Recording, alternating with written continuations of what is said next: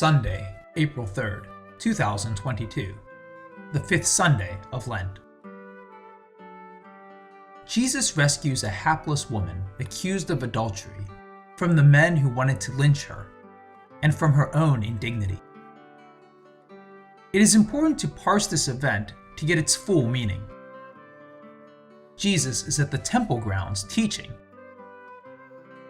The temple is the edifice of the law for the Jewish leadership, while for Jesus, it was his Father's house, the house of mercy. He has always been consumed by the concerns of his Father and his house. The first and last words Jesus speaks in the Gospel of Luke concern his Father. So, this incident is in the precincts of his Father's house. It was probably morning time, and most likely a Sabbath. Jesus was sitting and teaching, as all the translations agree. Then, some men drag a woman in front of Jesus. She must have been thrown violently in front of him. She was looking at Jesus, begging for mercy. A crowd of ferocious men were standing around, looking down upon her. The postures and gazes of the characters give a clue to the power play on the scene. The men were clutching stones and gnashing their teeth.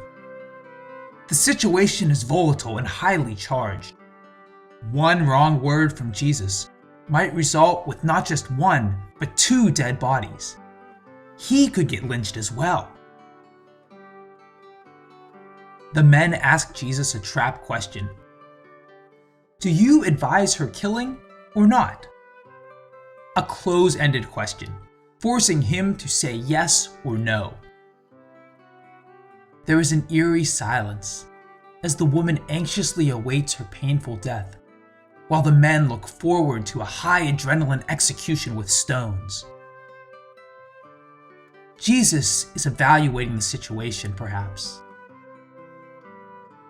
The woman is brought there to test Jesus. Not she, but he was the focus of this incident. Jesus is the reason why she is here. She is made the scapegoat for men's evil purposes. The history has often run this way. She is just a currency of exchange for him.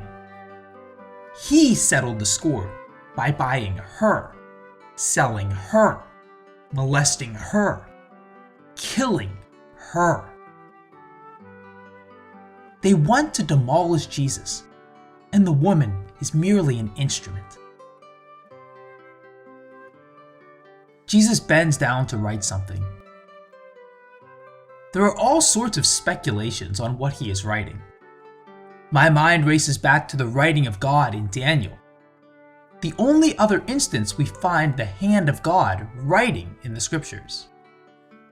Mene, mene, shekel, upharsin. God made a judgment.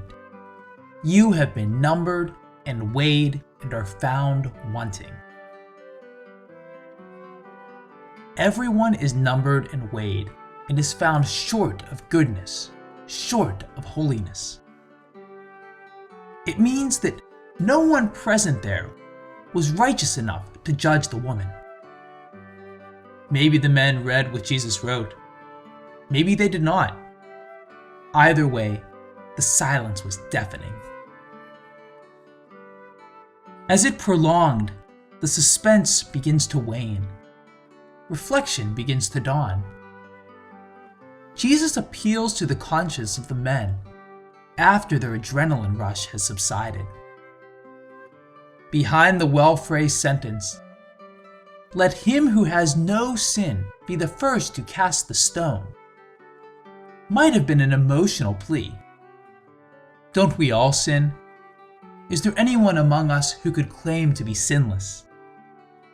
As an answer, the stones fall from the hands, beginning with the older men down to the youngest, falling not on the woman, but straight down at their own feet. In this dramatic moment, we could imagine that Jesus defeated the opponents single-handedly and emerged victorious with the knockout punch question. But I think the situation goes far beyond that. He saved them too. Remember, he did not even look at whose stones were falling down first. He fixed his gaze downward, not wanting to judge the ones whose stones fell away.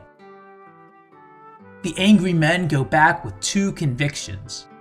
One, that they are sinful and have no right to cast stones at the woman or any person. And two, that they have received a lesson on mercy, and that they are called to have compassion as well. What a contradiction it would have been if the temple grounds turned out to be the location for a merciless lynching. Lynching divides the gravity of the crime into all the participants, and no one needs to bear the burden of the murder. This is particularly true of stoning to death. Every murderer would exonerate oneself. The victim did not die because of my stone. A trial in any other Jewish court would establish the truth by credible eyewitnesses. After listening, the teacher would have given the verdict to cast stones. Jesus goes beyond finding the truth. He is the personification of the Father's mercy. He envelops the woman in forgiveness and mercy. He assures her, "I do not condemn you." Pope Francis articulates the difference between forgiveness and mercy. Forgiveness does not exempt anyone from the punishment or the consequence of the crime. Mercy saves one from the consequences of the sin. Mercy is the manner of divine forgiveness. You and I most likely would ask this question: did the woman do an act of adultery all by herself? Where is the man in all this? Well, the Jewish society then exonerated the man, and some cultures do it even now. At the end, Jesus would look up at this woman, restoring her original dignity.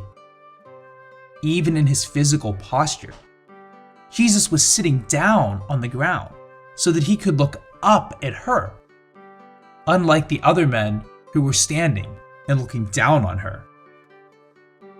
As Father Armelini puts it, perhaps for the first time in her recent past, a man has looked at the woman not for his own pleasure, but with respect.